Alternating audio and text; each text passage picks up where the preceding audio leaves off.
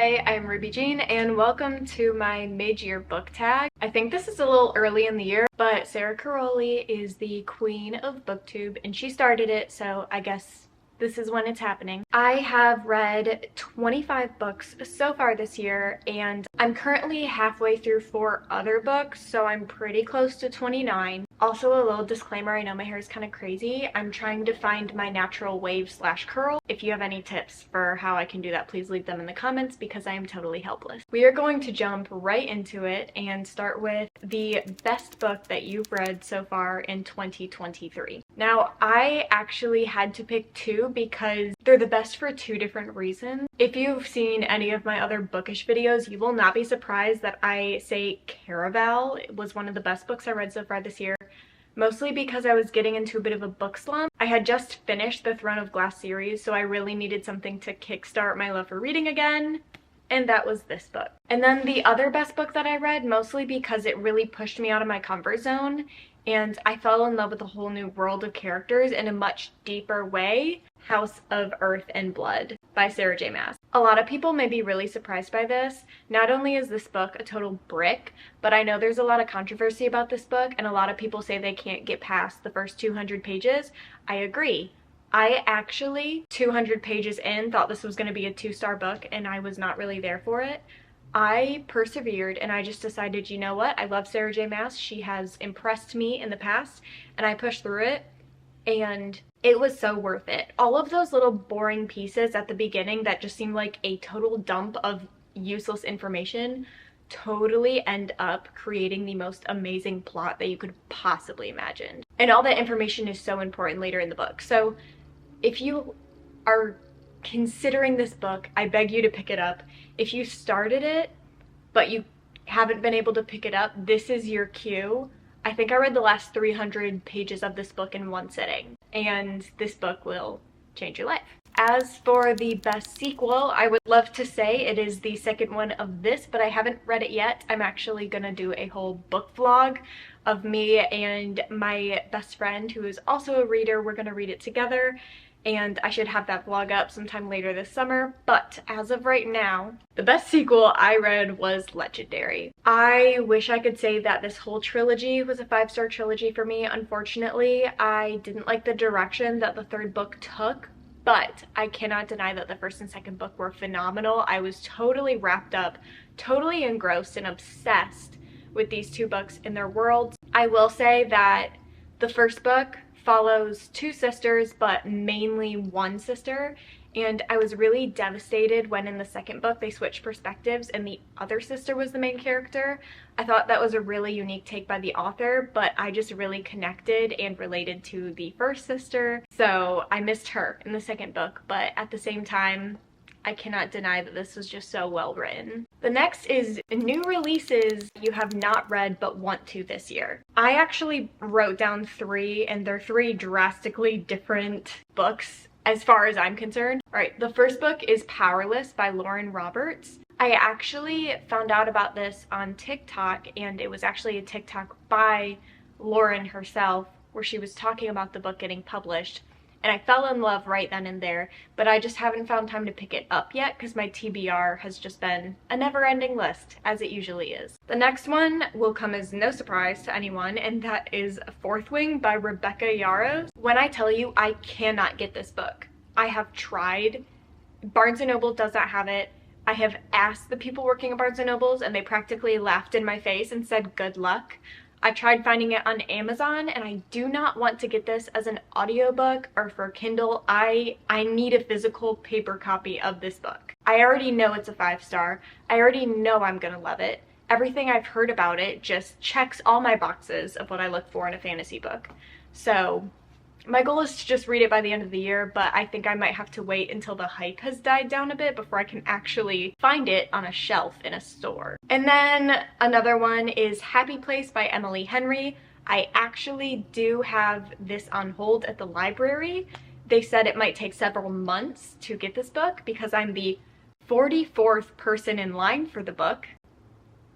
So that's fantastic. I was really hoping to read that book this summer, but it looks like I'll be reading it in the fall or at Christmas, so that's also pretty great. Next is my most anticipated release, this is actually releasing in January of 2024, but it will be the only book that I'm thinking about for the rest of 2023. Crescent City's House of Flame and Shadow.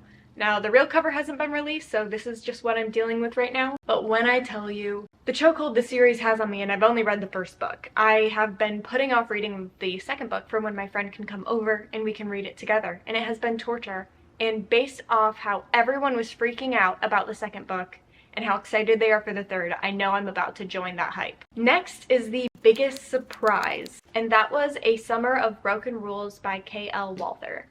I got this book from the library on my iPad while I was on vacation, and I read the entire book in one day. I read half of it by the pool, and then we went out for dinner, and then I read the other half of it. I stayed up super late that night to finish it in bed in our condo. So that's how good this book was. It was such a fun, bubbly romance. Amazing. As for my new favorite author, not necessarily a new author, but new to me, is Stephanie Garber. Obviously, as I've said a bajillion times, and I will say it about 1,000 more times, I loved this trilogy, and I know we're not there yet. We'll talk about books that I need to read by the end of the year, but she has another trilogy that I'm also dying to get my hands on. I just need to emotionally prepare myself before I do. Now, the next one in the book tag is your fictional crush. Now, as a married woman, I do not have crushes on fictional men, but I decided instead to add my fictional best friend. I don't know about you guys, but often when I read books, I become obsessed with certain female characters, and I'm just like, I need this person to be a real person so we can be best friends. And for me, that was Bryce Quinlan from House of Earth and Blood. I will say at the very beginning of the book, I did not like her at all. I did not like her attitude. I did not like how she was as a person. Her extracurriculars were not up my alley. Was not a fan of her. But then you get to know her deeper and you get to go with her on her journey through healing. And you get to watch her grow into this amazing, strong person. And I love that version of Bryce, and that is the kind of person that I want in my life. As for a book that made me cry, ugly tears, blubbering, the whole shebang. That book was Kingdom of Ash by Sarah J. Maas. This book series took me about 1.5 years to get through. I think even close to 2 years, but I started these books during a very hard time in my life, and I actually finished these books when that phase of my life had kind of wrapped up and finished, and it felt like these books just kind of helped me get through it. And there's this big scene at the very end where the main character is talking to the people that she started off in the first book with. It was like this golden trio. When I tell you, I ugly cried in this like moment that they had together, and it made me realize we went through a lot together. I could talk about it forever, but if you guys ever get a chance, please read the Throne of Glass books. They will change how you view fantasy novels forever. As for books that have made me happy this year, so I am currently rereading the Cinder Chronicle books. I think I read these books when I was in about 8th grade, 9th grade, and I totally love them. Recently, I've been rereading them while I do my morning walks for 75 Hard, and I go on little outdoor walks and watch the sunrise, and I've been listening to the Cinder Chronicles as I do that, and it has been so happy, so joyous, and nostalgic. I am on the 3rd book in the Chronicles right now, so. The most beautiful book that you have bought and or received. I almost said the Caraval trilogy, but I realized my mom actually gave these to me in December. But you know what I did buy in January?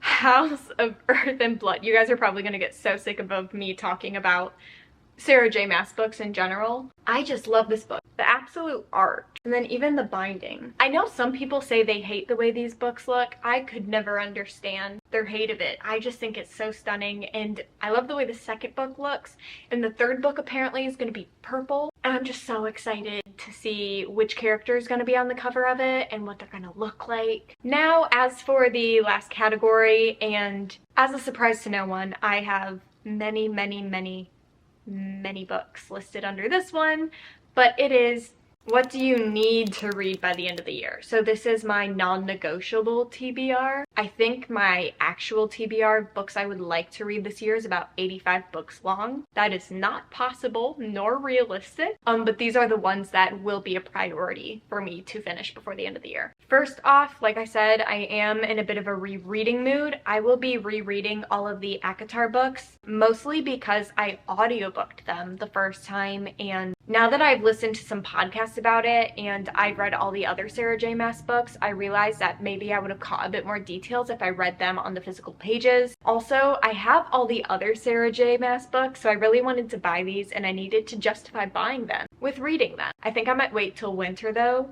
because I feel like these are kind of wintry books.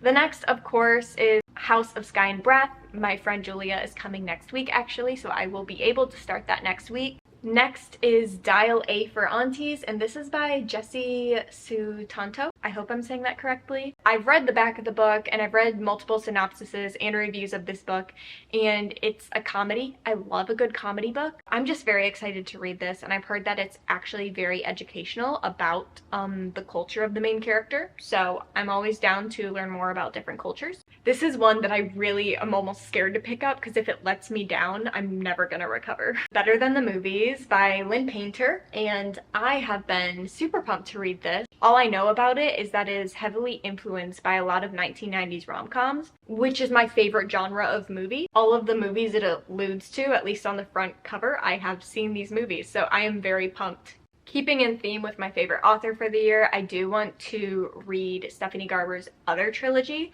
I don't think the third book of the trilogy is out yet, but it will be before the end of the year, so I definitely want to read the Once Upon a Broken Heart trilogy. And then I've also decided that I want to take more of a tilt in the second half of the year. Obviously, I'll still be reading romance and fantasy, but I do want to be reading a lot more self-help books, particularly in areas that I want to grow, and I really just want to learn, you know, new things about myself and how I think. One book that I have been dying to read is The Perfectionist's Guide to Losing Control, and this is by Catherine Morgan Schaffler. I think that it sounds perfect, especially because I'm a perfectionist who cannot handle losing control, so it just seems like a really good fit. But that being said, that is my book tag wrap up for the mid-year, and I guess I'll be doing another one at the end of the year. Thank you for watching. I know it's been a really long time since I have released a bookish video, but lucky for you, I have a lot coming up soon, including a 24-hour book challenge that I did. Hit the subscribe button and the notification bell, because sometimes Instagram forgets to tell you when I release a video. And also follow me on Instagram because I will always let you guys know in my stories whenever I post something new. See you soon!